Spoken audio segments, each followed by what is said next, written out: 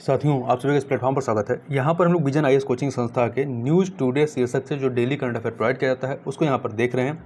तो चलिए प्रारंभ करते हैं। सबसे पहले बात करते हैं रक्षा अधिग्रहण परिषद डिफेंस एक्विजिशन काउंसिल डीएसी ने पहली बार आईडीईएक्स के तहत खरीद को मंजूरी दी है। आईडीईएक्स का मतलब क्या हो गया, यहाँ ध्यान रखिएगा। आईडीईएक्स का मतलब है इनोवेशन फॉर डिफेंस एक्सलेंस। ठीक है, इसके तहत खरीद को मंजूरी दी है। पहली बार रक्षा अधिग्रहण परिषद ने आईडीईएक्स स्टार्टअप्स और एमएसएमई से 380 करोड़ रुपए की 14 वस्तुओं की खरीद को मंजूरी दी है। इन वस्तुओं की खरीद भारतीय थल सेना, नौसेना और वायुसेना द्वारा की जाएगी। आईडीएक्स अर्थात इनोवेशन फॉर डिफेंस एक्सलेंस को वर्ष 2018 में आरंभ किया गया था। ये एक स्टार्टअप है। इसका उद्देश्य सशस्त्र बलों में अत्याधुनिक और डिस्ट्रप्टिव प्रौद्योगिकियों को जल्द से जल्द शामिल करना है। इन उद्देश्यों की प्राप्ति स्टार्टअप्स इकोसिस्टम पर जोर देकर तथा आत्मनिर्भरता और स्वदेशीकरण सुनिश्चित करके की जाएगी। IDX innovation for defence excellence को रक्षा नवाचार संगठन डिफेंस इनोवेशन ऑर्गेनाइजेशन डीआईओ द्वारा वित्त पोषित और प्रबंधित किया जाता है। जो रक्षा नवाचार संगठन डीआईओ है, इसका गठन उपर्युक्त उद्देश्य के लिए कंपनी अधिनियम 2013 की धारा 8 के तहत एक गैर लाभकारी नॉट फॉर प्रॉफिट संस्था के रूप में किया गया है। आत्मनिर्भर भारत को बढ़ावा देने के लिए इन प्रस्तावों को खरीद भारतीय आईडीडीएम अर्थात बाई इंडियन आईडीडीएम श्रेणी के तहत स्वीकृत किया गया। यहाँ पे आईडीडीएम का आशय है स्वदेशी रूप से डिजाइन, विकसित और विनिर्मित अर्थात indigenously design, developed and manufactured है। खरीद भारतीय आईडीडीएम श्रेणी सबसे पहले रक्षा खरीद प्रक्रिया 2016 में शामिल की गई थी। इसके बाद वर्ष 2020 में रक्षा खरीद प्रक्रिया को अपडेट किया गया था। रक्षा अधिग्रहण परिषद डीएसी के बारे में बात करें, डिफेंस एक्विजिशन काउंसिल के बारे में, तो यह तीनों सैन्य बलों थल सेना, नौसेना और वायुसेना तथा भारतीय तटरक्षक बल के लिए नई नीतियों और पूंजीगत अधिग्रहण पर निर्णय लेने वाला सर्वोच्च निकाय है। यह रक्षा मंत्रालय के अधीन आता है और रक्षा मंत्री इस परिषद के अध्यक्ष होते हैं। अब बात करते हैं हथियारों की खरीद के लिए अन्य जो सरकारी इनिशिएटिव किए गए हैं या लिए गए हैं उनकी बात करते हैं। तो पहला है स्वदेशीकरण पोर्टल, जिसका नाम है सृजन, शुरू किया गया है। यह एमएसएमई स्टार्टअप्स या उद्योग को विकास सहायता प्रदान करता है। दूसरा, उत्तर प्रदेश और तमिलनाडु में रक्षा औद्योगिक गलियारों डिफेंस इंडस्ट्रियल कॉरिडोर को मंजूरी दी गई है। वहीं तीसरा, रक्षा निवेशक प्रकोष्ठ डिफेंस इन्वेस्टर सेल, यह निवेश के अवसरों, प्रक्रियाओं और नियामकीय आवश्यकताओं संबंधित प्रश्नों को देखता है और उनका समाधान उपलब्ध कराता है। साथ ही यह अन्य जानकारियां भी प्रदान करता है। रक्षा क्षेत्र में प्रत्यक्ष विदेशी निवेश एफडीआई को मंजूरी दी गई है। ये भी फैक्ट याद रखिएगा। ये भी इसी दिशा में एक कदम है हथियारों की खरीद के लिए सरकारी पहलों में। आगे बात करते हैं भारत में मातृ मृत्यु अनुपात मैटरनल मोर्टेलिटी रेशियो एमएमआर में 10 अंकों की गिरावट दर्ज की गई है। मतलब भारत का इसमें सुधार हुआ है। देखिए, भारत के रजिस्ट्रार जनरल द्वारा जारी एक विशेष बुलेटिन के अनुसार मातृ मृत्यु अनुपात एमएमआर के मामले में भारत ने एक महत्वपूर्ण उपलब्धि हासिल की है। भारत में एमएमआर वर्ष 2016-18 के 113 से घट करके वर्ष 2017-19 में 103 हो गया है, अर्थात 10 अंकों की महत्वपूर्ण गिरावट दर्ज की गई है। इस विशेष बुलेटिन के कुछ जो मुख्य निष्कर्ष हैं, यदि उनकी बात करें तो राष्ट्रीय स्वास्थ्य नीति 2017 में वर्ष 2020 तक प्रत्येक 1 लाख जीवित जन्मों पर एमएमआर को 100 पर लाने का लक्ष्य निर्धारित किया गया था। ऐसे में एमएमआर में आई लगातार गिरावट के चलते भारत इस लक्ष्य को प्राप्त करने के करीब पहुंच गया है। 2020 में हमें 100 पे पहुंचना था और हम इसके काफ़ी करीब पहुंच गए हैं। ठीक है, 103 पे हैं। इसके अलावा सतत विकास लक्ष्य एसडीजी में वर्ष 2030 तक एमएमआर को कम से कम 70 पर लाने का लक्ष्य निर्धारित किया गया है। वर्तमान स्थिति को देखते हुए निश्चित रूप से यह कहा जा सकता है कि भारत इस लक्ष्य को प्राप्त करने की ओर अग्रसर है। देखिए, भारत में केरल, महाराष्ट्र, तेलंगाना, तमिलनाडु, आंध्र प्रदेश और झारखंड ने पहले ही एसडीजी द्वारा निर्धारित लक्ष्य अर्थात 70 वाला जो टारगेट है उसे हासिल कर लिया है। कुछ राज्यों में तो एमएमआर 30 से भी कम है। वहीं पश्चिम बंगाल, हरियाणा, उत्तराखंड और छत्तीसगढ़ में एमएमआर में वृद्धि चिंता का विषय बनकर उभरी हुई है। अब सबसे पहले यहाँ पे बात कर लेते हैं मातृ मृत्यु अनुपात होता क्या है। तो यह एक निश्चित समयावधि में हुए प्रति 1 लाख जीवित जन्मों पर उसी समयावधि के दौरान मातृ मृत्यु की संख्या को मातृ मृत्यु अनुपात एमएमआर कहा जाता है। मातृ मृत्यु दर किसी क्षेत्र में महिलाओं के प्रजनन स्वास्थ्य की एक माप है।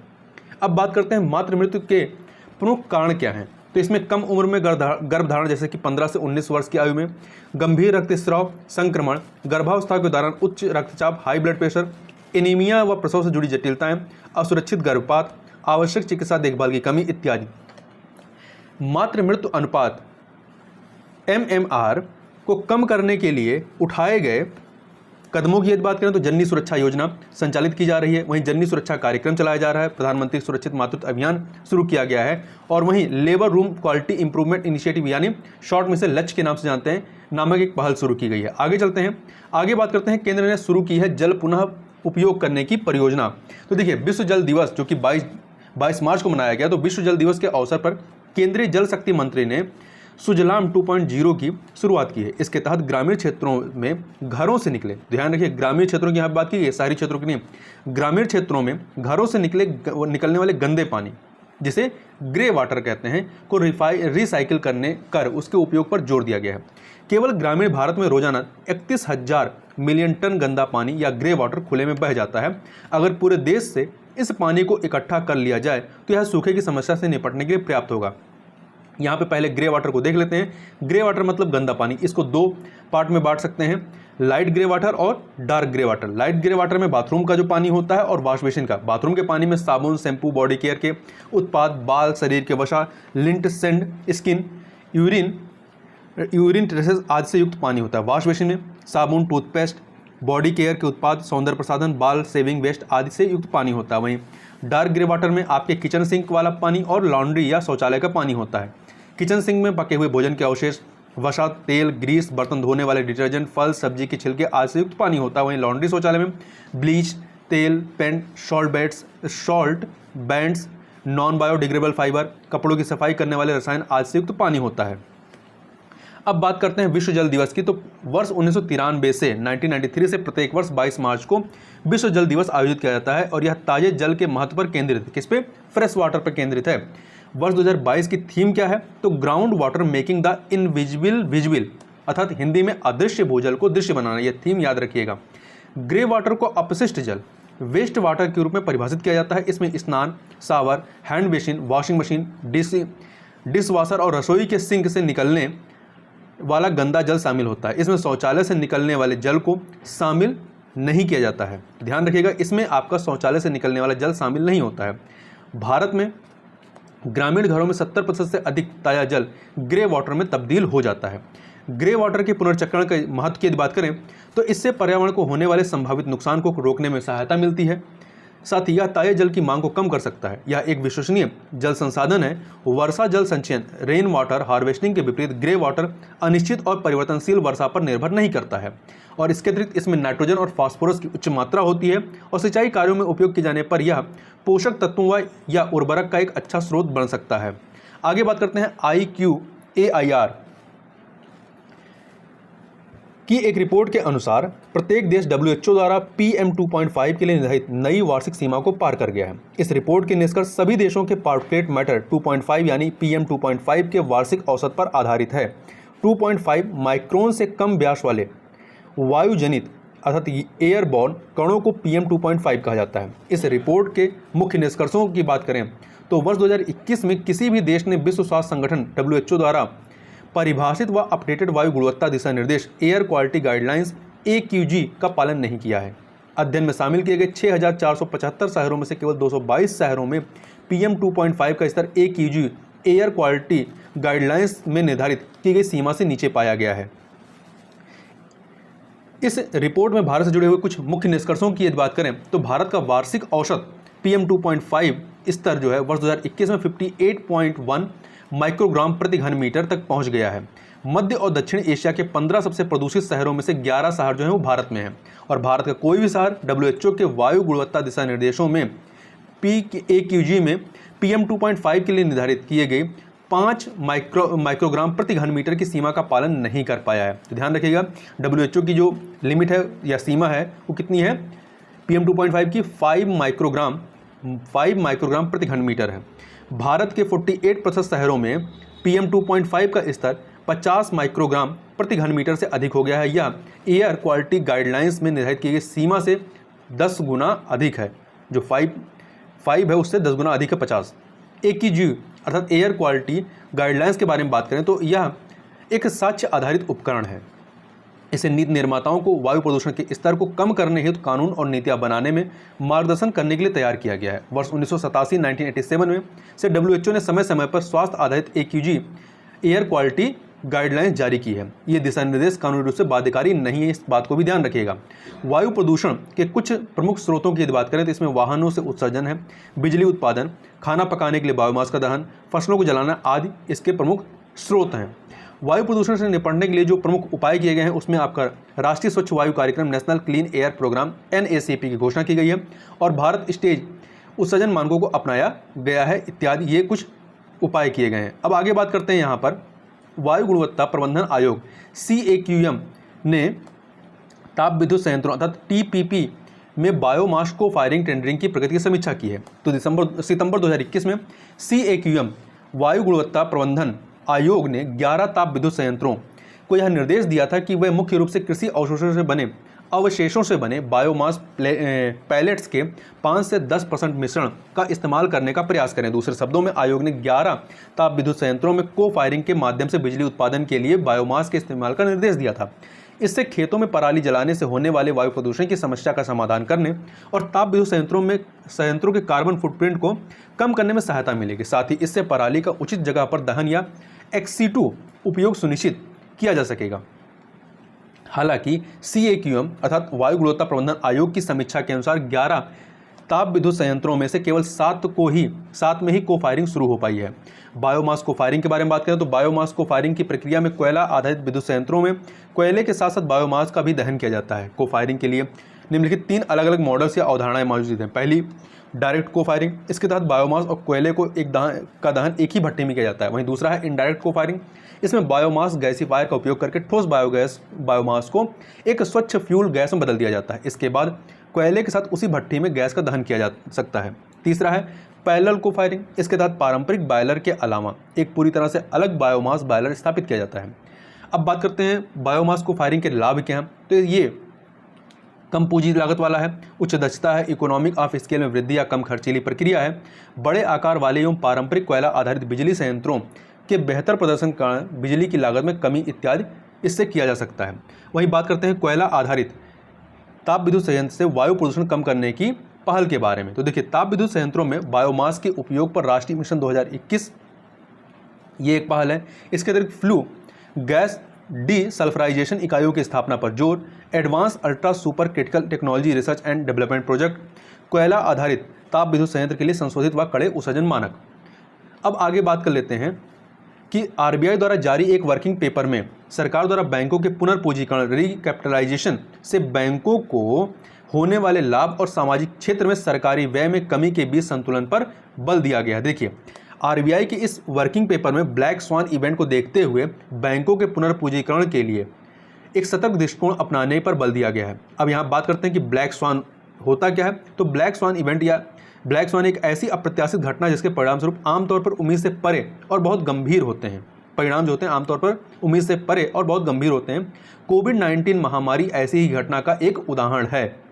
देखिए, बैंक पुनर्पूंजीकरण का अर्थ क्या है। तो सार्वजनिक क्षेत्र के बैंकों में अधिक पूंजी डालना ताकि वे पूंजी की कमी से निपटने के साथ साथ बेसल नॉर्म या बेसल मानदंडों का पालन करने में सक्षम हो पाए। भारतीय रिजर्व बैंक ने बैंकों के लिए बेसल मानदंडों पर आधारित पूंजी पर्याप्तता मानदंड कैपिटल एडुकेसी नॉर्म्स निर्धारित किए हैं। यह कदम मुख्य रूप से RBI के इन्हीं दिशा निर्देशों को पूरा करने के लिए उठाया जाता है।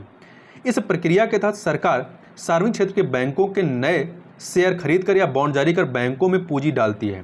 देखिए, भारत सरकार सार्वजनिक क्षेत्र के बैंकों में सबसे बड़ी शेयर धारक है। ज़्यादातर सरकारी बैंक अक्सर NPA गैर निष्पादित परिसंपत्तियों की समस्या से निपटने के लिए संघर्ष करते रहते हैं। ऐसी स्थिति में सरकार समय समय पर बैंकों को डूबने से बचाने के लिए या बचाए रखने के लिए पुनर्पूंजीकरण की घोषणा करती रहती है। इससे पहले अक्टूबर 2017 और अक्टूबर 2019 में बैंक पुनर्पूंजीकरण कार्यक्रमों की घोषणा की गई थी।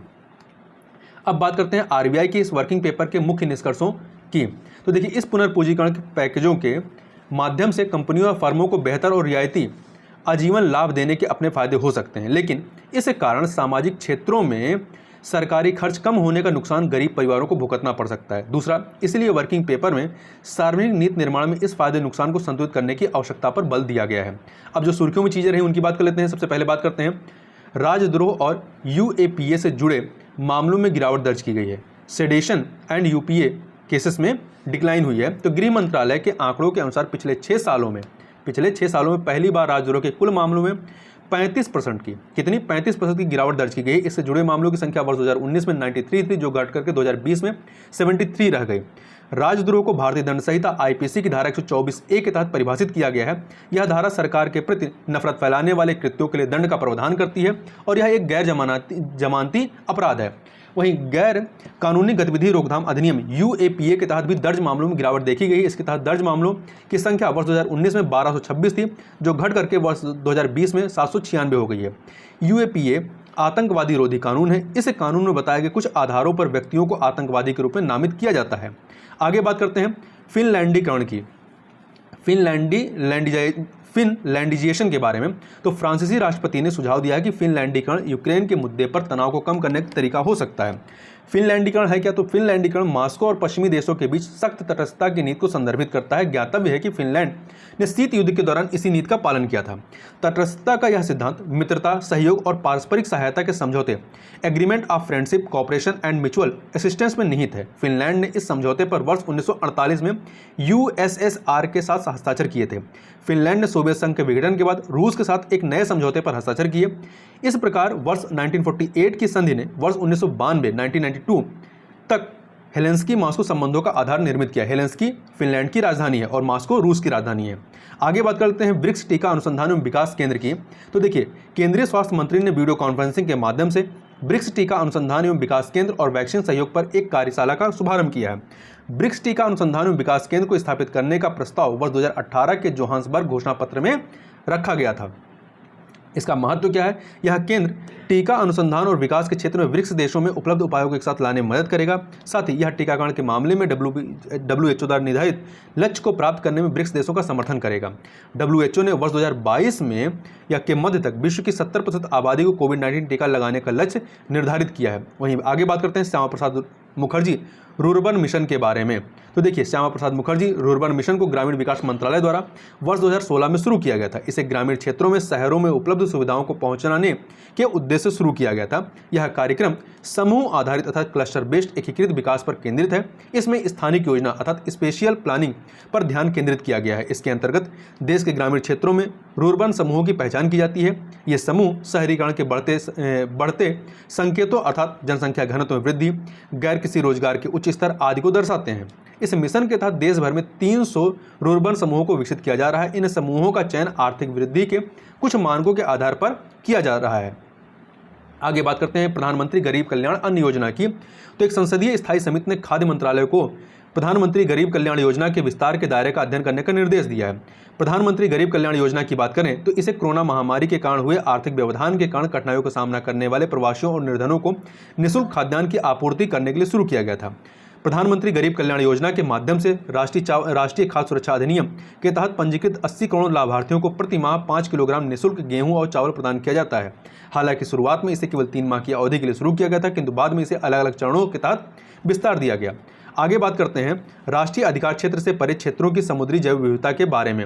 Marine biological diversity of area beyond national jurisdictions BBNJ संयुक्त राष्ट्र में एक विशेष व अंतर्राष्ट्रीय स्तर पर कानूनी रूप से बाध्यकारी दस्तावेज पर चर्चा की जा रही है। ध्यान रखिए, कानूनी रूप से बाध्यकारी दस्तावेज होगा ये। इसकी सहायता से राष्ट्रीय क्षेत्राधिकार से परे समुद्री क्षेत्रों को साझे वैश्विक प्रबंधन और निगरानी के तहत लाया जा सकेगा। इसका महत्व क्या है? तो राष्ट्रीय क्षेत्राधिकारों से परे समुद्री क्षेत्रों में समुद्र का 95% हिस्सा शामिल है। ये क्षेत्र अमूल पारिस्थितिकी, आर्थिक, सामाजिक, सांस्कृतिक, वैज्ञानिक और खाद्य सुरक्षा का लाभ प्रदान करते हैं। आयुषियन के अनुसार इन क्षेत्रों में पृथ्वी की सतह का लगभग आधा हिस्सा मौजूद है। इन क्षेत्रों को इनकी जैव विविधता की दृष्टि से कमतर समझा गया है। वहीं बात करते हैं डेटा सेंटर द्वारा उत्पन्न ऊष्मा के पुनर्चक्रण की। तो देखिए, डेटा सेंटर एक भौतिक सुविधा है जिसका उपयोग संगठन अपने महत्वपूर्ण एप्लीकेशन और डेटा को भंडारित करने, डेटा को प्रोसेस करने और उपयोगकर्ताओं को भेजने के लिए करते हैं। एक डेटा सेंटर के गर्म गलियारों में दर्ज तापमान 80 से 115 डिग्री फ़ारेनहाइट के बीच हो सकता है। इस प्रकार डेटा सेंटर्स का कार्बन फुटप्रिंट बहुत ज़्यादा होता है। इसके समाधान के लिए इनके द्वारा उत्पन्न अतिरिक्त ऊष्मा को कैप्चर किया जा सकता है। इसके बाद सर्वर कूलिंग प्रक्रिया से स्वच्छ ऊष्मा को डिस्ट्रिक्ट हीटिंग सिस्टम में स्थानांतरित किया जा सकता है। माइक्रोसॉफ्ट ने फिनलैंड में इस पर पहला प्रोजेक्ट शुरू करने की घोषणा की है। तो इस फैक्ट को याद रखिएगा। कहाँ पर? फिनलैंड में। डस्टलिक सैन्य अभ्यास की बात करें तो डस्टलिक भारत और उज्बेकिस्तान, ध्यान रखिए, भारत और उज्बेकिस्तान के बीच एक सैन्य अभ्यास, इसका तीसरा संस्करण जो है उज्बेकिस्तान में आयोजित किया जा रहा है। आगे बात करते हैं नागा मिर्च की। तो नागालैंड की नागा मिर्च को भूत जोलोकिया और घोस्ट पेपर के रूप में भी जाना जाता है। इसे वर्ष 2008 में जीआई टैग प्राप्त हुआ था। नागा मिर्च सोलानेसी फैमिली के कैप्सिकम वर्ग से संबंधित है। इसे विश्व की सबसे तीखी मिर्च के रूप में माना जाता है, में से एक माना जाता है। यह स्कोविल हीट यूनिट्स पर आधारित विश्व की सबसे तीखी मिर्चों की सूची में लगातार शीर्ष 5 मिर्च प्रजातियों में शामिल है। SHU अर्थात स्कोविल हीट यूनिट्स क्या होता है? ये मिर्च के तीखेपन, खाने के दौरान जो जलन होती है उसको मापता है। इसमें यह भी ध्यान रखा जाता है कि कैप्साइसिन को कितनी बार चीनी के घोल द्वारा पतला करने की आवश्यकता होती है। इसका इस्तेमाल आतंकवादियों और अन्य संदिग्ध अपराधियों को बेहोश या निष्क्रिय करने के लिए चिली ग्रेनेड के रूप में किया जाता है। आगे बात करते हैं सुर्खियों में रहे व्यक्तित्व अर्थात शहीद भगत सिंह की। तो राष्ट्र ने शहीद दिवस पर, जो कि 23 मार्च को मनाया गया, क्रांतिकारी स्वतंत्रता सेनानी भगत सिंह को श्रद्धांजलि अर्पित की। इनके साथी राजगुरु और सुखदेव को भी श्रद्धांजलि अर्पित की गई। इनके बारे में योगदान की बात करें तो वह वर्ष 1924 में सचिन सन्याल के हिंदुस्तान रिपब्लिकन एसोसिएशन के सदस्य बने और उन्होंने वर्ष 1925 से 26 में नौजवान भारत सभा की स्थापना भी की।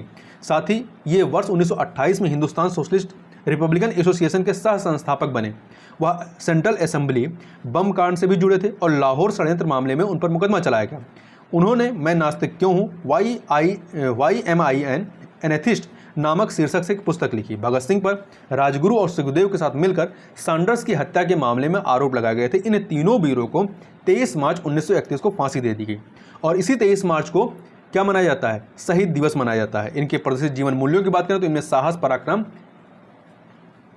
मतलब इनके अंदर साहस और पराक्रम जैसे गुण विद्यमान थे। तो इस वीडियो में बस इतना ही। मिलते हैं नेक्स्ट वीडियो में, तब तक के लिए बहुत बहुत धन्यवाद।